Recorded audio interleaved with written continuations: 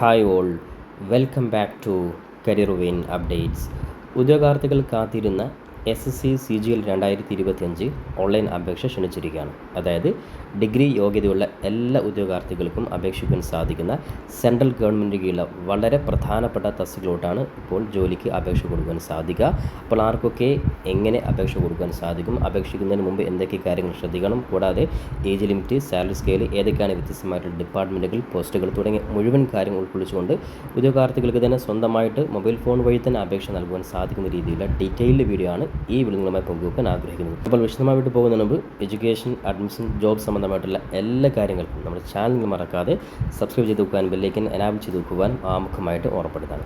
അപ്പോൾ SSC CGL എന്ന് പറയുമ്പോൾ സ്വാഭാവികമായി നിങ്ങൾക്കറിയാം, സെൻട്രൽ ഗവൺമെൻറ് കീഴിലുള്ള വളരെ പ്രധാനപ്പെട്ട പോസ്റ്റുകളോട്ട് എക്സാം നടത്തുന്ന ഡിപ്പാർട്ട്മെൻറ്റ്, അത് സ്റ്റാഫ് സെലക്ഷൻ കമ്മീഷൻ. അപ്പോൾ സ്റ്റാഫ് സെലക്ഷൻ കമ്മീഷൻ്റെ കീഴിലുള്ള CGL, അത് കമ്പൈൻഡ് ഗ്രാജുവേറ്റ് ലെവൽ എക്സാമിനേഷൻ, അത് ഡിഗ്രി യോഗ്യതയുള്ള ഉദ്യോഗാർത്ഥികൾക്ക് അപേക്ഷ കൊടുക്കാൻ സാധിക്കുന്ന വളരെ പ്രധാനപ്പെട്ട ഡിപ്പാർട്ട്മെൻറ്റിലാണ് ഇപ്പോൾ അപേക്ഷ വിളിച്ചുള്ളത്. അപ്പോൾ ഏതൊക്കെയാണ് തസ്തികകൾ നമുക്ക് നോക്കാം. അപ്പോൾ അതിന് മുന്നോടിയായിട്ട് ഉദ്യോഗാർത്ഥികൾക്ക് അപേക്ഷ കൊടുക്കുവാനുള്ള ലാസ്റ്റ് ഡേറ്റ് ശ്രദ്ധിക്കുക. ജൂലൈ 4-ാം തീയതി വരെ അപേക്ഷ കൊടുക്കാൻ സാധിക്കും. അതുകൊണ്ട് തന്നെ തിരക്ക് പിടിച്ച് ആരും അപേക്ഷ കൊടുത്ത് നിങ്ങൾ മിസ്റ്റേക്ക് വരുത്തരുത്. അപ്പോൾ കൃത്യമായിട്ട് ഓരോ കാര്യങ്ങളും സ്റ്റെപ്പ് ബൈ സ്റ്റെപ്പായിട്ട് മനസ്സിലാക്കിയിട്ട് SSC CGL 2025 അപേക്ഷ കൊടുക്കുക. കാരണം ഒരുപാട് ഉദ്യോഗാർത്ഥികൾ കാത്തിരുന്ന വളരെ പ്രധാനപ്പെട്ട തസ്തികയിലാണ് ഇപ്പോൾ അപേക്ഷ വിളിച്ചിട്ടുള്ളത്. മാത്രമല്ല, അപേക്ഷ വിളിച്ചതിന് ശേഷം കൃത്യമായിട്ട് അപേക്ഷ കൊടുക്കുന്ന ഉദ്യോഗാർത്ഥികൾ കൃത്യമായിട്ടുള്ള സമയപരിധി ഉപയോഗപ്പെടുത്തി കൃത്യമായിട്ടൊരു പ്രിപ്പറേഷൻ കൂടി ഉണ്ടായിക്കഴിഞ്ഞാൽ വളരെ പ്രധാനപ്പെട്ട, അതായത് സെൻട്രൽ ഗവൺമെൻറ് കീഴിൽ മികച്ച സാലറി ഉള്ള വ്യത്യസ്തമായ പോസ്റ്റിലാണ് നിങ്ങൾക്ക് ജോലി ലഭിക്കുക. അതുകൊണ്ട് ഇതിൻ്റെ പ്രാധാന്യം മനസ്സിലാക്കിയിട്ട് കേവലം അപേക്ഷ മാത്രം കൊടുക്കാതെ അതിനുള്ള കൃത്യമായിട്ട് പ്രിപ്പറേഷൻ കൂടി ഉദ്യോഗാർത്ഥികൾക്ക് ഉണ്ടായാൽ തീർച്ചയായിട്ടും, അതായത് പ്രത്യേകം പറയുകയാണത്, ഇപ്പോൾ നിലവിൽ ഡിഗ്രി ക്വാളിഫൈഡ് ആയിട്ടുള്ള എല്ലാ ഉദ്യോഗാർത്ഥികളും, അതേപോലെ തന്നെ നിലവിൽ ഡിഗ്രി കഴിഞ്ഞിട്ടുള്ള PG അല്ലെങ്കിൽ B.Ed ഉൾപ്പെടെയുള്ള പല കോഴ്സുകളും പഠിച്ചുകൊണ്ടിരിക്കുന്ന വിദ്യാർത്ഥികൾക്കും അപേക്ഷ കൊടുക്കാൻ സാധിക്കുന്ന വളരെ പ്രധാനപ്പെട്ട തസ്തികകളാണ്. ഇപ്പോൾ ലാസ്റ്റ് ഡേറ്റ് ജൂലൈ 4-ാം തീയതി വരെ ഉദ്യോഗാർത്ഥികൾക്ക് സമയമുണ്ട്. അതോടൊപ്പം തന്നെ മറ്റു പ്രധാനപ്പെട്ട എക്സാമിൻ്റെ ഡേറ്റ് ഉൾപ്പെടെയുള്ള കാര്യങ്ങൾക്ക് കൃത്യമായിട്ട് വന്നിട്ടുണ്ട്. അതായത് 2 ടയറാണ്, അതായത് 1-ാം ഘട്ടം, 2-ാം ഘട്ടം. അപ്പോൾ ഫസ്റ്റ് ടയർ, സെക്കൻഡ് ടയർ. അപ്പോൾ 1-ാം ടയർ, അതായത് ഫസ്റ്റ് എക്സാം എന്ന് പറയുമ്പോൾ പേപ്പർ 1 എന്ന് പറയുമ്പോൾ, അതായത് 1-ാം ഘട്ട എക്സാം എല്ലാം ശ്രദ്ധിക്കുന്ന കാര്യം കമ്പ്യൂട്ടർ ബേസ്ഡ് എക്സാം ആയിരിക്കും. അപ്പോൾ എക്സാമിൻ്റെ ഡേറ്റ് എന്ന് പറയുമ്പോൾ ശ്രദ്ധിക്കുക, ഓഗസ്റ്റ് 13 മുതൽ 30 വരെയാണ് എക്സാം ഡേറ്റ് നടക്കുന്നത്. അപ്പോൾ അപേക്ഷ ഇപ്പോൾ കൊടുത്തു കഴിഞ്ഞാൽ നിങ്ങൾ മുമ്പിൽ കൃത്യമായിട്ട് ഏകദേശം ഒരു 2 മാസം സമയമുണ്ട്. അപ്പോൾ കൃത്യമായിട്ടുള്ളൊരു സമയം ഉപയോഗപ്പെടുത്തി നിങ്ങൾ പ്രിപ്പയർ ചെയ്ത് കഴിഞ്ഞാൽ ഒരുപക്ഷെ നിങ്ങളെ ഭാവിയിൽ തന്നെ ഏറ്റവും സുരക്ഷിതമായിട്ടുള്ള സെൻട്രൽ ഗവൺമെൻറ് ജോലി നിങ്ങൾക്ക് ലഭിക്കുവാൻ പോകുന്നത്. കൂടാതെ സെക്കൻഡ് ടയർ എക്സാം ഏകദേശം ഡിസംബർ 2025 കൂടിയാണ് ഉണ്ടാവുക. അപ്പോൾ എന്തായാലും ഇപ്പോൾ നിങ്ങൾ ഫസ്റ്റ് ടയർ എക്സാമിന് വേണ്ടി നിങ്ങൾ കൃത്യമായിട്ട് പ്രിപ്പറേഷൻ നടത്തുക. അപ്പോൾ ഈ ഒരു PDF തന്നെ ഇതിൻ്റെ ഒരു നോട്ടിഫിക്കേഷൻ ഈ ഒരു PDF കൃത്യമായിട്ട് എല്ലാ കാര്യം ഇതിൽ തന്നെ പറഞ്ഞിട്ടുണ്ട്. അപ്പോൾ അതുകൊണ്ട് തന്നെ എക്സാമിന് പ്രിപ്പയർ ചെയ്യുന്നവരുടെ സിലബസ് ഉൾപ്പെടെ എല്ലാ കാര്യങ്ങളും ഇതിൽ നമുക്ക് കൃത്യമായി ഉൾക്കൊള്ളിച്ചിട്ടുണ്ട്. അപ്പോൾ നമുക്ക് ഓരോ കാര്യം നോക്കാം. അപ്പോൾ ഒന്നാമതായിട്ട് നമുക്ക് ഏതൊക്കെയാണ് പോസ്റ്റുകൾ നോക്കാം. അതായത് ഒന്നാമതായിട്ട് ശ്രദ്ധിക്കുക, ഈ ഒരു പേ ലെവൽ അത് ശ്രദ്ധിക്കുക, 44,900 മുതൽ 1,42,400 വരെ സാലറി ലഭിക്കുന്ന വളരെ പ്രധാനപ്പെട്ട തസ്തികകൾ നോക്കാം. അതായത് അസിസ്റ്റൻറ്റ് സെക്ഷൻ ഓഫീസർ. അപ്പോൾ ഓരോന്നിൻ്റെയും ഏജ് ലിമിറ്റ് കൂടി പ്രത്യേകം ശ്രദ്ധിക്കണം. അപ്പോൾ ഈ പറയുന്ന അസിസ്റ്റൻറ്റ് സെക്ഷൻ ഓഫീസർ തന്നെ വ്യത്യസ്തമായിട്ടുള്ള ഡിപ്പാർട്ട്മെൻറ്റ്, അതായത് മിനിസ്ട്രിയിലെ ഡിപ്പാർട്ട്മെൻറ്റ് ഓഫീസ്, അതായത് ഒന്നാമത് നിങ്ങൾക്ക് കാണാം സെൻട്രൽ സെക്രട്ടറി സർവീസാണ്. അതിൽ ഏജ് ലിമിറ്റ് 20 മുതൽ 30 വരെയാണ്. ഇനി അതേപോലെ assistant section officer intelligence bureau, ministry of railway, ministry of external affairs, അതേപോലെ AFHQ, ഓക്കെ. കൂടാതെ ministry of electronics and information, other ministry. അപ്പോൾ ഇത്തരത്തിൽ ഏഴോളം ഡിപ്പാർട്ട്മെൻറ്റിലാണ് ഈ അസിസ്റ്റൻറ്റ് സെക്ഷൻ ഓഫീസർ മാത്രം വിളിച്ചില്ല. അപ്പോൾ ഏജ് ലിമിറ്റ് ശ്രദ്ധിക്കുക, ഓൾമോസ്റ്റ് എല്ലാ സെഷൻ്റെയും ഏജ് ലിമിറ്റ് 20 മുതൽ 30. ചില തസ്തികകളിൽ 18 വയസ്സുള്ളവർക്കും അപേക്ഷ കൊടുക്കാൻ സാധിക്കും. 18 മുതൽ 30 വരെയാണ് ഏജ് ലിമിറ്റ്. അപ്പോൾ ഇതിൽ ഏജ് ലിമിറ്റ് റിലാക്സ് ഉണ്ട്, അത് നമുക്ക് കൃത്യമായിട്ട് നമുക്ക് നോക്കാം. റിലാക്സേഷനുള്ള ആരൊക്കെയാണ് നമ്മൾ നോക്കാം. അപ്പോൾ അതേപോലെ അടുത്ത post inspector of income tax, inspector, അതേപോലെ ഇൻസ്പെക്ടർ എക്സാമിന്, അതിന് ഇൻസ്പെക്ടർ തന്നെ വ്യത്യസ്തമായിട്ട് ഡിപ്പാർട്ട്മെൻറ്റ് ഉണ്ട്. ഇനി അതേപോലെ sub inspector, inspector post, inspector section head. അപ്പോൾ ഇത്രയും 16 തസ്തികകളാണ്. 44,900 മുതൽ 1,42,400 വരെയുള്ള സാലറിയുള്ള വളരെ പ്രധാനപ്പെട്ട തസ്തികകൾ. ഇനി അതേപോലെ തന്നെ 35,400 മുതൽ 1,12,400 വരെയുള്ള പ്രധാനപ്പെട്ട തസ്തികകൾ നോക്കാം. അതായത് assistant section officer, executive assistant, research assistant, divisional accountant, sub inspector junior, അതേപോലെ തന്നെ ജൂനിയർ സ്റ്റാറ്റിസ്റ്റിക്കൽ ഓഫീസർ, കൂടാതെ ഓഫീസ് സൂപ്രണ്ട്, ഓക്കെ. അപ്പോൾ ഇതിൻ്റെയൊക്കെ ഏജ് ലിമിറ്റ് ശ്രദ്ധിക്കുക, 18 മുതൽ 30 വയസ്സ് വരെയാണ്. ഓൾമോസ്റ്റ് എല്ലാ ചില തസ്തികകൾ മാത്രം 20 വയസ്സുള്ളത് മാത്രം ശ്രദ്ധിക്കുക. അപ്പോൾ സ്വാഭാവികമായിട്ടും ഡിഗ്രി കഴിഞ്ഞ ഒരു വിദ്യാർത്ഥിയെ സംബന്ധിച്ചിടത്തോളം നോർമലി 18 വയസ്സ് എല്ലാവർക്കും ഉണ്ട്. അതുകൊണ്ട് തന്നെ 18 അല്ലെങ്കിൽ 20 വയസ്സ് വയസ്സ് 20 വയസ്സുള്ള 30 വയസ്സിനിടയിലുള്ള എല്ലാ ഉദ്യോഗാർത്ഥികളും നിർബന്ധമായിട്ടും ഈ ഒരു തസ്തിക, കാരണം മനസ്സിലാക്കി വെക്കേണ്ടത് അത്രയും ഒഴിവുകൾ കൂടി ഈ ഒരു CGL റിപ്പോർട്ട് ചെയ്തിട്ടുണ്ട്. അപ്പോൾ ഇത്തരത്തിലൊരു സുവർണ്ണ അവസരമാണ് ഉദ്യോഗാർത്ഥികളെ കാത്തിരിക്കുന്നത്. പിന്നെ അതേപോലെ അതിനേക്കാളും സാലറി കുറഞ്ഞ 29,200 മുതൽ 92,300 വരെയുള്ളത് ഓഡിറ്റർ, അതുപോലെ അക്കൗണ്ടൻ്റ് ആണ്. ഓക്കെ, അതേപോലെ അതിൻ്റെ ഏജ് ലിമിറ്റ് അതായത് ഇതിൻ്റെ ഏജ് ലിമിറ്റ് ശ്രദ്ധിക്കുക 27 വയസ്സ് വരെയാണ്. ഇക്കാര്യം പ്രത്യേകം ശ്രദ്ധിക്കാം. ഇനി അതേപോലെ അതിനേക്കാൾ താഴെ 25,500 മുതൽ 81,100 വരെയുള്ള പോസ്റ്റിലാണെങ്കിൽ പോസ്റ്റൽ അസിസ്റ്റൻ്റ് ഉണ്ട്, അതേപോലെ senior security assistant, senior administrative assistant, tax assistant, പിന്നെ സബ് ഇൻസ്പെക്ടർ. ഇതിൻ്റെയും ഏജ് ലിമിറ്റ് 18 മുതൽ 27 വയസ്സാണ്. അപ്പോൾ 37 തസ്തികകളാണ് ഇപ്പോൾ ഉദ്യോഗാർത്ഥികൾക്ക് അപേക്ഷ വിളിച്ചിട്ടുള്ളത്. അപ്പോൾ ഇതിൽ നിങ്ങൾക്ക് ഏതാണ് ആ രീതിയിൽ കൃത്യമായിട്ട് അതിൻ്റെ ഏജ് ലിമിറ്റ്, സാലറി ഉൾപ്പെടെയുള്ള കാര്യങ്ങളൊക്കെ നിങ്ങൾ മനസ്സിലാക്കി വെക്കുക. ഇനി അതോടൊപ്പം തന്നെ റിസർവേഷൻ കാര്യങ്ങൾ ഇതിൽ കൃത്യമായിട്ട് കൊടുത്തിട്ടുണ്ട്. ഇനി ഏജ് ലിമിറ്റ്, ഓരോന്നിനും ഏജ് ലിമിറ്റ് നമ്മൾ നേരത്തെ പറഞ്ഞു 18 മുതൽ 30 വയസ്സ് വരെ, ചിലത് 20 മുതൽ 30 വയസ്സ് വരെയാണ്. എന്നാൽ ഏജ് ലിമിറ്റ് ഇളവ് ലഭിക്കുന്നത് ശ്രദ്ധിക്കുക, SC വിഭാഗക്കാർക്ക് 5 വർഷം, അതായത് 30 വയസ്സുള്ള SC വിഭാഗത്തിൽപ്പെട്ടവരാണെങ്കിൽ 35 വയസ്സ് വരെയുള്ളവർക്ക് അപേക്ഷ കൊടുക്കാം. OBC വിഭാഗത്തിൽപ്പെട്ടവർ 30 വയസ്സുള്ളവരാണ് 33 വയസ്സ് വരെ കൊടുക്കാം. അതുപോലെ PW വിഭാഗത്തിൽപ്പെട്ടവർ 10 വർഷം, 30 വയസ്സിൽ നിന്ന് 40 വരെ വയസ്സുള്ളവർക്ക് അപേക്ഷ കൊടുക്കാൻ സാധിക്കും. അപ്പോൾ ഇത്തരത്തിൽ പ്രധാനപ്പെട്ട ഏജ് ലിമിറ്റ് ശ്രദ്ധിക്കുക, അതായത് ഏജ് റിലാക്സേഷൻ പ്രത്യേകം മനസ്സിലാക്കിയിട്ട്, കാരണം 30 വയസ്സെന്ന് പറയുമ്പോൾ സ്വാഭാവികമായിട്ടും SC ST OBC PW വിഭാഗത്തിൽപ്പെട്ടവരും മനസ്സിലാക്കുക, അവർക്ക് റിലാക്സേഷനുള്ള കാര്യം പ്രത്യേകം നിങ്ങൾ മനസ്സിലാക്കി വെക്കുക. ഓക്കെ, ഇനി അതോടൊപ്പം തന്നെ ബാക്കി എല്ലാ കാര്യം ഈ ഒരു PDF തന്നെ കൃത്യമായിട്ട് പറഞ്ഞിട്ടുണ്ട്. അപ്പോൾ ജസ്റ്റ് ഒന്ന് ഓരോന്ന് റിലാക്സേഷനിലേക്ക് ഉദ്യോഗാർത്ഥികൾ വായിച്ച് നോക്കുക. അതേപോലെ തന്നെ എഡ്യൂക്കേഷൻ ക്വാളിഫിക്കേഷൻ നേരത്തെ പറഞ്ഞു, അത് ജൂനിയർ സ്റ്റാറ്റിസ്റ്റിക്കൽ ഓഫീസർ, അതായത് മിനിമം ഡിഗ്രിയാണ്, ബാച്ചലർ ഓഫ് ഡിഗ്രിയാണ്. അതുപോലെ എല്ലാ സബ്ജക്റ്റുകളും. ഇനി ഓൾ അതർ പോസ്റ്റ് ഇവിടെ നോക്കുക, bachelor of degree from recognised university. അപ്പോൾ ഏതെങ്കിലും ഒരു അംഗീകാരം, UGCയുടെ അംഗീകാരമുള്ള ഒരു യൂണിവേഴ്സിറ്റിയിൽ നിന്ന് ഡിഗ്രി ക്വാളിഫൈഡ് ആയിട്ടുള്ള എല്ലാ ഉദ്യോഗാർത്ഥികൾക്കും ഈ പറയുന്ന പോസ്റ്റിന് അപേക്ഷ കൊടുക്കാൻ സാധിക്കുന്നതാണ്. ഇനി എങ്ങനെ അപേക്ഷ കൊടുക്കാൻ സാധിക്കും, അതിൻ്റെ ഡീറ്റെയിൽ ആയിട്ടൊരു ഇൻഫർമേഷൻ ഇവിടെ കൃത്യമായിട്ട് കൊടുത്തിട്ടുണ്ട്. അപ്പോൾ ഞാൻ ഈ ഒരു PDF-ൻ്റെ ലിങ്ക് ഞാൻ താഴെ ഡിസ്ക്രിപ്ഷൻ ബോക്സിൽ കൊടുത്തിട്ടുണ്ട്. അത് നിങ്ങൾക്ക് കൃത്യമായി ഡൗൺലോഡ് ചെയ്ത് കഴിഞ്ഞാൽ ഈ ഒരു പേജ് കറക്റ്റ് നിങ്ങൾക്ക് മനസ്സിലാക്കാൻ സാധിക്കും. അതിൽ ലൈവായിട്ട് നിങ്ങൾക്ക് എങ്ങനെ അപേക്ഷ കൊടുക്കാൻ സാധിക്കുമെന്നുള്ള വീഡിയോ കൂടി കൃത്യമായിട്ട് ഇതിൻ്റെ ലാസ്റ്റ് ഭാഗത്ത് കൊടുക്കുന്നുണ്ട്. അപ്പോൾ അതേപോലെ ആപ്ലിക്കേഷൻ ഫോമിലോട്ട് ആ ഒരു വീഡിയോയിൽ പോകുന്നതിന് മുമ്പ്, ആ ഒരു പേജിലോട്ട് പോകുന്നതിന് മുമ്പ് ആപ്ലിക്കേഷൻ ഫീസ് ശ്രദ്ധിക്കുക. ജസ്റ്റ് 100 രൂപയാണ് SSC CGL എന്ന അപേക്ഷ ഫീസായിട്ട് വരുന്നത്. അപ്പോൾ അതുകൊണ്ട് തന്നെ ഒരു നഷ്ടവും നിങ്ങൾക്ക് വരുന്നില്ല.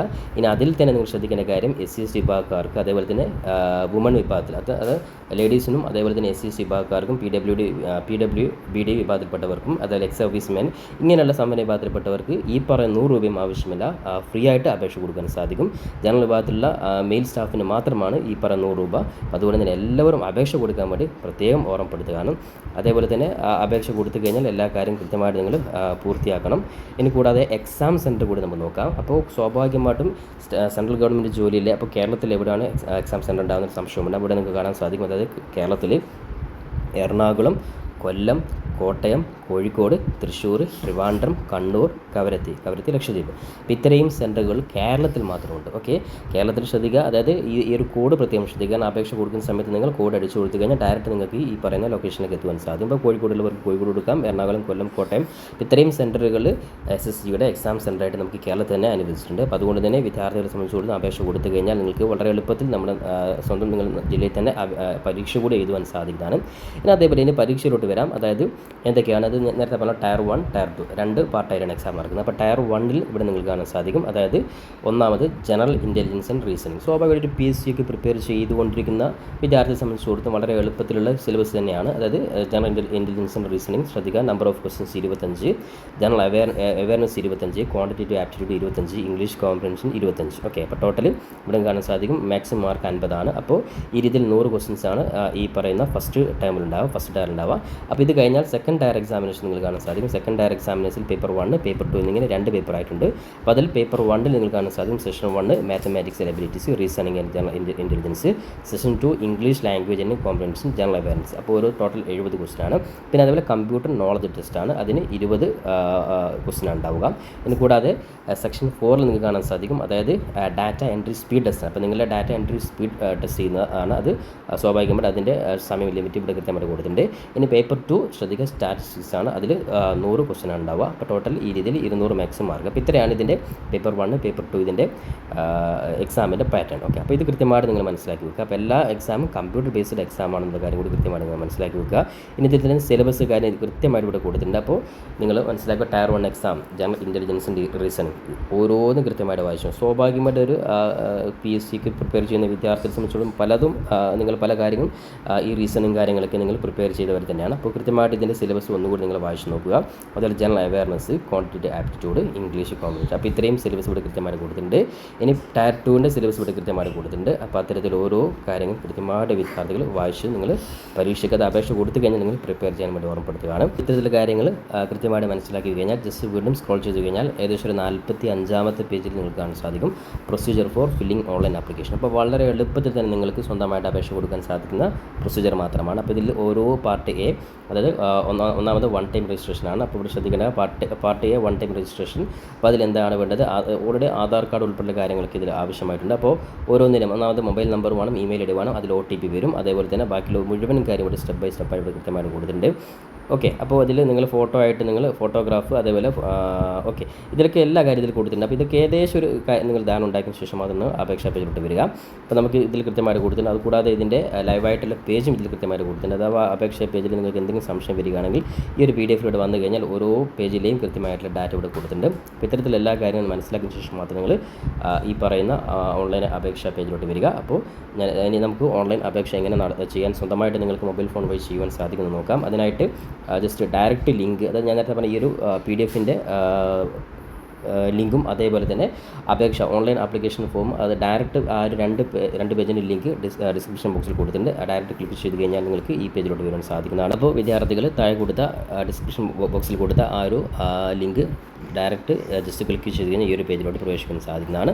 ഈ ഒരു പേജിൽ അത് ssc.gov.in ഈ ഒരു ഒഫീഷ്യൽ പേജിലാണ് നിങ്ങൾ അപേക്ഷ കൊടുക്കേണ്ടത്. അപ്പം നേരത്തെ പറഞ്ഞ SSC CGL മുഴുവൻ അപേക്ഷ ഈ ഒരു പേജിലാണ്. അപ്പോൾ അതിനായിട്ട് ഒന്നാമത് നമ്മൾ ജസ്റ്റ് ക്രിയേറ്റ് ചെയ്യണം. അതിനായിട്ട് ഇവിടെ നിങ്ങൾ ജസ്റ്റ് സ്ക്രോൾ ചെയ്യുക. അപ്പോൾ ഓൾറെഡി ക്രിയേറ്റ് ചെയ്ത ഉദ്യോഗാർത്ഥികൾ ജസ്റ്റ് ഇവിടെ നിങ്ങളുടെ രജിസ്റ്റർ നമ്പറും പാസ്വേഡും നിങ്ങൾക്ക് ലഭിക്കും. ആ ഒരു രജിസ്റ്റർ നമ്പറും പാസ്വേഡും ടൈപ്പ് ചെയ്ത് കഴിഞ്ഞാൽ ഈ ഒരു ക്യാപ്ച കോഡും ടൈപ്പ് ചെയ്ത് ലോഗിൻ ചെയ്ത് കഴിഞ്ഞാൽ നിങ്ങൾക്ക് ബന്ധപ്പെട്ട ബാക്കിയുള്ള കാര്യങ്ങൾ പ്രൊസീഡ് ചെയ്യാൻ സാധിക്കും. അപ്പോൾ നമ്മൾ പുതുതായിട്ട് രജിസ്റ്റർ ചെയ്യാൻ വേണ്ടി ജസ്റ്റ് ഇവിടെ ന്യൂ യൂസർ താഴെ നിങ്ങൾക്ക് രജിസ്റ്റർ എന്നുള്ള ലിങ്ക് കാണാൻ സാധിക്കും. അവിടെ ജസ്റ്റ് ഒന്ന് ക്ലിക്ക് ചെയ്ത് കഴിഞ്ഞാൽ നമുക്ക് ഒന്നാമത്തെ സ്റ്റെപ്പ് നേരത്തെ പറഞ്ഞത് 1 ടൈം രജിസ്ട്രേഷൻ ആണ്. അപ്പോൾ അതിൽ ഒന്നാമത് പേഴ്സണൽ ഡീറ്റെയിൽസ്, രണ്ടാമത് പാസ്വേഡ് ക്രിയേഷൻ, മൂന്നാമത് അഡീഷൻ ഡീറ്റെയിൽസ്, നാലാമത് ഡിക്ലറേഷൻ. ഇത്രയും സ്റ്റെപ്പുകളാണ് ഇതിലുള്ളത്. അപ്പോൾ നമുക്ക് ഈ ഒരു 4 സ്റ്റെപ്പ് നമുക്ക് ജസ്റ്റ് ചെയ്യാം. അതിനായിട്ട് ഞാൻ നേരത്തെ പറഞ്ഞ ജസ്റ്റ് മൊബൈൽ ഫോണും ഇമെയിലും നിങ്ങൾ കൃത്യമായിട്ട് നിങ്ങൾ കൈവശം ഉണ്ടായിരിക്കണം. ഓക്കെ, അപ്പോൾ കണ്ടിന്യൂ ബട്ടൺ പ്രസ് ചെയ്യുന്നു. അപ്പോൾ അടുത്ത സ്റ്റെപ്പിൽ ജസ്റ്റ് പേഴ്സണൽ ഡീറ്റെയിൽസ് ആണ്. അപ്പോൾ അത് നോക്കാം. ഒന്നാമതായിട്ട് do have Aadhaar card. Okay, നിങ്ങൾക്ക് ആധാർ കാർഡ് നമ്പർ ഉണ്ടെങ്കിൽ യെസ്. ഓക്കെ, അത് നിങ്ങളിവിടെ ആധാർ നമ്പർ ഇവിടെ ടൈപ്പ് ചെയ്ത് കൊടുക്കുന്നു.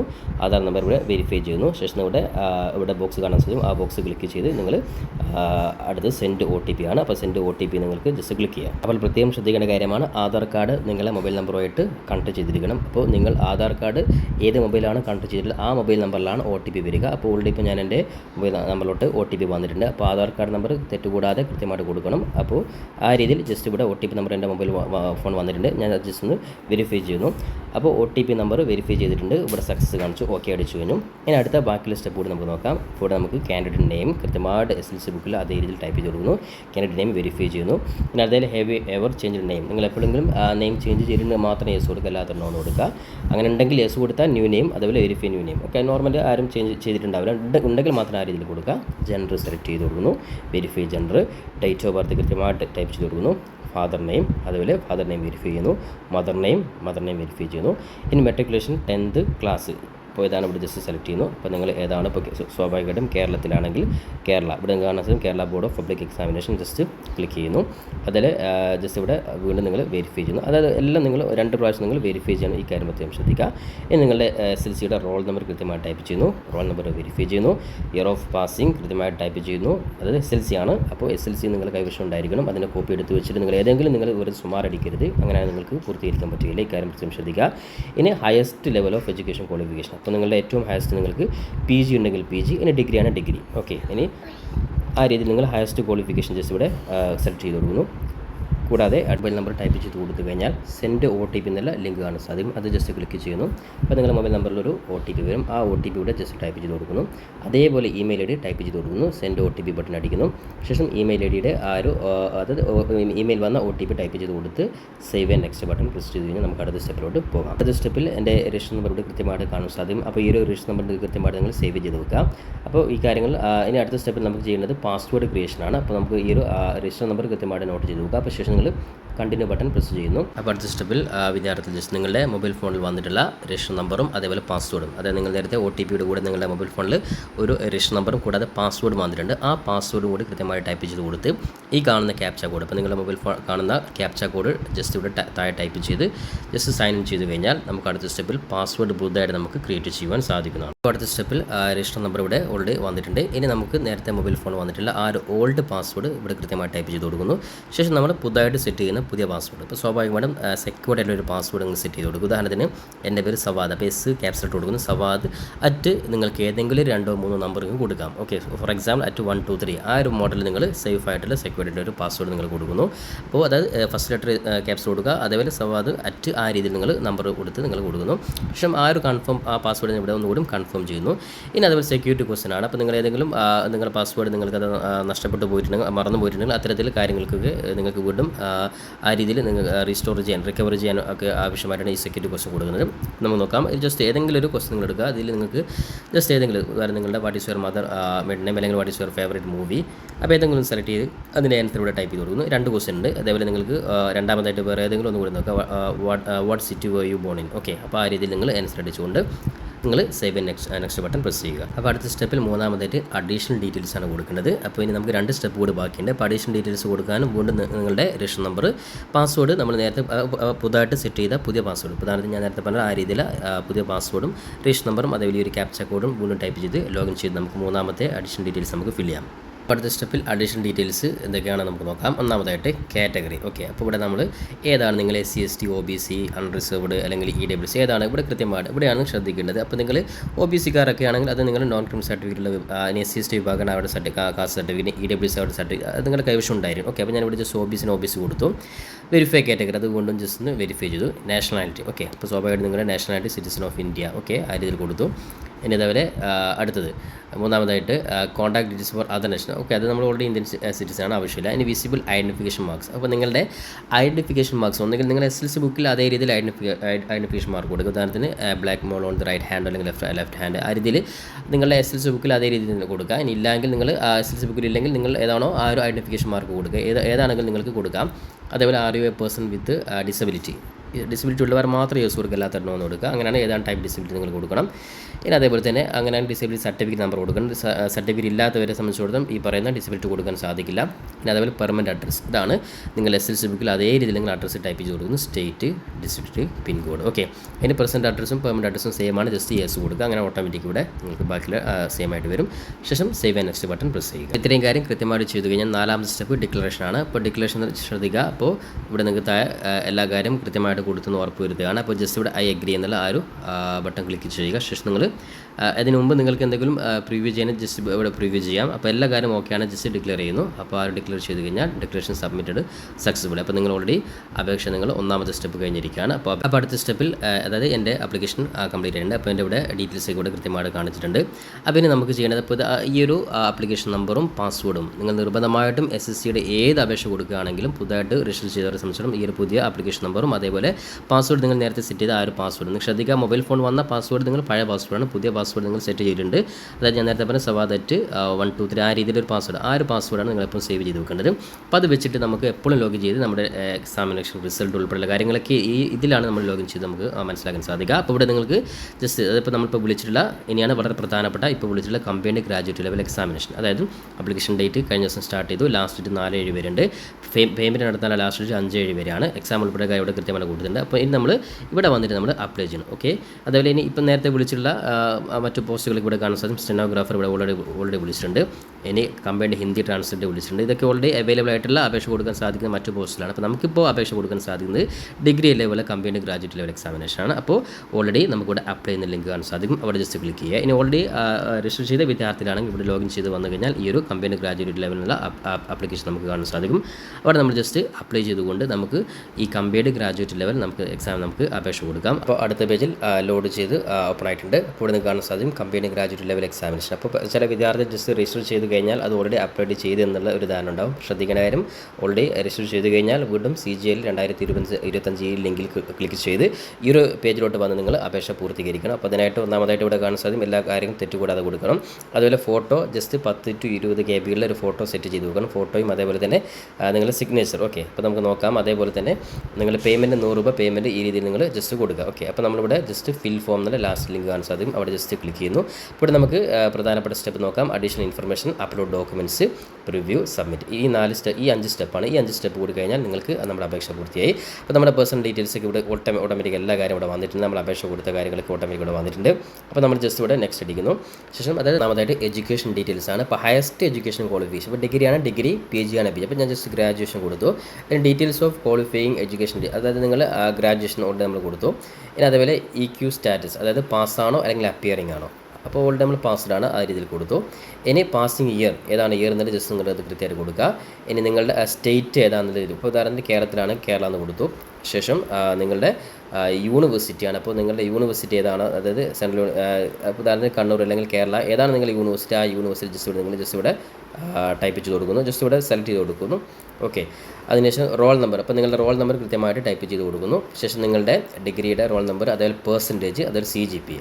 ഓക്കെ, അപ്പോൾ നിങ്ങളുടെ ഡിഗ്രിയാണ്, ഡിഗ്രിയുടെ പെർസെൻറ്റേജും CGPA, അതായത് നിങ്ങളുടെ ടോട്ടൽ CGPAയും ഇവിടെ കൃത്യമായി ടൈപ്പ് ചെയ്ത് സേവ് ചെയ്ത് നെക്സ്റ്റ് ബട്ടൺ പ്രസ് ചെയ്യുന്നു. അടുത്ത സ്റ്റെപ്പിൽ അഡീഷണൽ ഇൻഫർമേഷൻ 1, അതായത് നിങ്ങൾ എക്സ് സർവീസ് മാൻ ആണെങ്കിൽ മാത്രം yes അല്ലെങ്കിൽ ലോൺ കൊടുക്കുന്നു.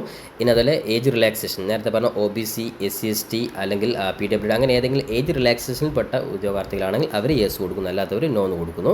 ഇനി if yes age relaxation code, അപ്പോൾ നേരത്തെ OBC ആണ്, OBC ഇതിലിവിടെ ജസ്റ്റ് സെലക്ട് ചെയ്ത് കൊടുക്കുന്നു. ഓക്കെ, അപ്പോൾ ഞാനിപ്പോൾ OBC ആണ്, OBC അതായത് 3 വയസ്സ് റിലാക്സേഷൻ ആ രീതിയിൽ ജസ്റ്റ് കൊടുക്കുന്നു. അടുത്ത സ്റ്റെപ്പിൽ do you want to make your personal information avail, അത് നിങ്ങളുടെ പേഴ്സണൽ ഇൻഫർമേഷൻ നിങ്ങൾ ആക്സസ് ചെയ്യാൻ താല്പര്യപ്പെടുകയാണ് yes കൊടുക്കുക, അല്ലാത്തവർ നോ കൊടുക്കുക. ശേഷം നിങ്ങൾ save and next button press ചെയ്ത് നമുക്ക് അടുത്ത സ്റ്റെപ്പിലോട്ട് പോകാം. അപ്പോൾ അടുത്ത സ്റ്റെപ്പിൽ അഡീഷണൽ ഇൻഫർമേഷൻ 2 ആണ്. പിന്നെ അടുത്തത് നിങ്ങളുടെ എക്സാം സെൻറ്റർ ആണ്. അപ്പോൾ എക്സാം സെൻറ്റർ സെലക്ട് ചെയ്യുമ്പോൾ ശ്രദ്ധിക്കുക, അതായത് നേരത്തെ പറഞ്ഞത് നിങ്ങൾക്ക് 3 സെൻറ്റർ വരെ കൊടുക്കാം. കോഴിക്കോട്, അതേപോലെ നിങ്ങൾക്ക് ട്രിവാൻഡ്രം, എറണാകുളം, നിങ്ങൾ ഏതാണോ ആ രീതിയിൽ നിങ്ങൾക്ക് ഓൾറെഡി ഇവിടെ നിങ്ങൾ ജസ്റ്റ് നിങ്ങൾ സെലക്ട് ചെയ്ത് കൊടുക്കുക. ഓക്കെ, അപ്പോൾ നിങ്ങൾക്ക് വേണമെങ്കിൽ എത്ര വേണം കൊടുക്കാം. അപ്പോൾ ശ്രദ്ധിക്കുക, നിങ്ങൾ കേരളത്തിലുള്ള 6 ജില്ലകൾ തന്നെ നിങ്ങൾ 3 ഓപ്ഷൻ വരെ കൊടുക്കുക. ഓക്കെ, അതിനകത്തിന് ശേഷം are you person with disability, അപ്പോൾ ഡിസബിലിറ്റി ഉള്ളവരാണെങ്കിൽ അത് ഓൾറെഡി വന്നിട്ടുണ്ട്, ഇല്ലാത്തവരൊക്കെ ഓൾറെഡി ജസ്റ്റ് വന്നിട്ടില്ല. പിന്നെ അതേപോലെ നിങ്ങൾ ഫിസിക്കൽ അങ്ങനെ എന്തെങ്കിലും ഈ രീതിയിൽ എന്തെങ്കിലും സ്ക്രൈബ് അങ്ങനെ എന്തെങ്കിലും പ്രശ്നം ഉണ്ടെങ്കിൽ അത് നിങ്ങൾ yes കൊടുക്കുക, അല്ലാത്തവരൊക്കെ നോ എന്ന് കൃത്യമായിട്ട് കൊടുക്കുക. ഇനി അതോടൊപ്പം തന്നെ വിദ്യാർത്ഥികൾ, അതായത് are you also applying for the post of junior statistical officer, അപ്പോൾ ഈ തസ്തിക കൂടി നിങ്ങൾ അപേക്ഷ കൊടുക്കുന്നുണ്ടെങ്കിൽ yes കൊടുക്കുക, അല്ലാത്തവർ നോ എന്ന് കൊടുക്കുക. ഓക്കെ, ആ രീതിയിൽ. ഇനി അതേപോലെ applying four post of statistics grade 2 അത് നിങ്ങൾ കൊടുക്കുന്നുണ്ടെങ്കിൽ മാത്രം yes കൊടുക്കുക, അല്ലാത്തവർ നോ കൊടുക്കുക. അതായത് ഈ 2 തസ്തിക നിങ്ങൾ കൊടുക്കുകയാണെങ്കിൽ നിങ്ങൾ സെപ്പറേറ്റ് നിങ്ങൾ yes കൊടുക്കുന്നു, ഇല്ലാത്തവർ ജസ്റ്റ് നോ എന്ന് കൊടുക്കുക. അപ്പോൾ ഈ 2 കാര്യങ്ങൾ, അതായത് ഈ 2 പോസ്റ്റ് നിങ്ങൾ അഡീഷണൽ ആയിട്ട് നിങ്ങളിവിടെ yes കൊടുക്കണം, അല്ലാത്തവരൊക്കെ ബാക്കിയുള്ളവർക്ക് ഒരു എനി ഡിഗ്രിയാണ്. അപ്പോൾ സ്റ്റാറ്റിസ്റ്റിക്സിൽ നിന്ന് നേരത്തെ അതിൻ്റെ qualification just degree with mathematics പറഞ്ഞിട്ടുണ്ട്. അപ്പോൾ ബാക്കിയുള്ളവരൊക്കെ ജസ്റ്റ് നോ എന്ന് കൊടുക്കുക, ബാക്കിയുള്ളതൊക്കെ ഓട്ടോമാറ്റിക് നിങ്ങൾ ഈ ഒരു അപേക്ഷയിൽ തന്നെയാണ്. അപ്പോൾ ഈ 2 തസ്തിക നിങ്ങൾ സെപ്പറേറ്റ് yes കൊടുക്കണം. ഓക്കെ, അപ്പോൾ ഈ കാര്യം കൃത്യമായിട്ട് കൊടുത്തു കഴിഞ്ഞാൽ സേവ് നെക്സ്റ്റ് ബട്ടൺ പ്രസ് ചെയ്ത് നമുക്ക് അടുത്ത പേജിലോട്ട് പോകാൻ സാധിക്കുന്നതാണ്. അപ്പോൾ അടുത്ത സ്റ്റെപ്പിൽ ഉദ്യോഗാർത്ഥികളുടെ ഡോക്യുമെൻറ്റ്സ് അപ്ലോഡ് ചെയ്യലാണ്. അപ്പോൾ നേരത്തെ കൃത്യമായിട്ട് പറഞ്ഞിട്ടുണ്ട്, അതായത് സ്റ്റാർട്ടിങ്ങിൽ പറഞ്ഞതുപോലെ ഫോട്ടോയും സിഗ്നേച്ചറുമാണ് അപ്ലോഡ് ചെയ്യുന്നത്. അപ്പോൾ ഈ ഒരു ഫോട്ടോയും സിഗ്നേച്ചറും അതിൻ്റെ സൈസ് കാര്യങ്ങൾ ഇവിടെ കൃത്യമായിട്ട് കൊടുത്തിട്ടുണ്ട്. കൂടാതെ ക്യാപ്ചർ ലൈവ് ഫോട്ടോ, അപ്പോൾ നിങ്ങളുടെ ലൈവ് ഫോട്ടോ ഇവിടെ ജസ്റ്റ് ക്ലിക്ക് ചെയ്ത് കഴിഞ്ഞാൽ ജസ്റ്റ് നിങ്ങളുടെ ലൈവായിട്ടുള്ള ആ ഒരു ഫോട്ടോ കൂടി നിങ്ങൾ ഇതിൽ അപ്ലോഡ് ചെയ്യണം. അതേപോലെ തന്നെ നിങ്ങളുടെ സിഗ്നേച്ചർ ജസ്റ്റ് നേരത്തെ സെറ്റ് ചെയ്ത 10 മുതൽ 20 KB വരെ സെറ്റ് ചെയ്തിട്ടുള്ള ആ ഒരു സിഗ്നേച്ചർ ഇവിടെ ജസ്റ്റ് അപ്ലോഡ് ചെയ്ത് കൊടുക്കുക. അപ്പോൾ ഈ രീതിയിൽ കൃത്യമായിട്ട് ഡോക്യുമെൻറ്റ് അപ്ലോഡ് ചെയ്ത് കഴിഞ്ഞാൽ save and next button press ചെയ്ത് കഴിഞ്ഞാൽ അടുത്ത സ്റ്റെപ്പിൽ നിങ്ങളുടെ ആപ്ലിക്കേഷൻ ഫോം പ്രിവ്യൂ ചെയ്യലാണ്. ഇനി ഇതിൽ തന്നെ ജനറൽ ആയിട്ടുള്ള വിഭാഗത്തിൽപ്പെട്ടവരാണെങ്കിൽ ജസ്റ്റ് 100 രൂപ നിങ്ങൾ ജസ്റ്റ് നിങ്ങളുടെ UPI വഴി നിങ്ങളുടെ ഗൂഗിൾ പേയോ ഫോൺ പേയോ ഏത് വഴിയാണെന്ന് ജസ്റ്റ് നിങ്ങൾ പേയ്മെൻറ്റ് ചെയ്യുക.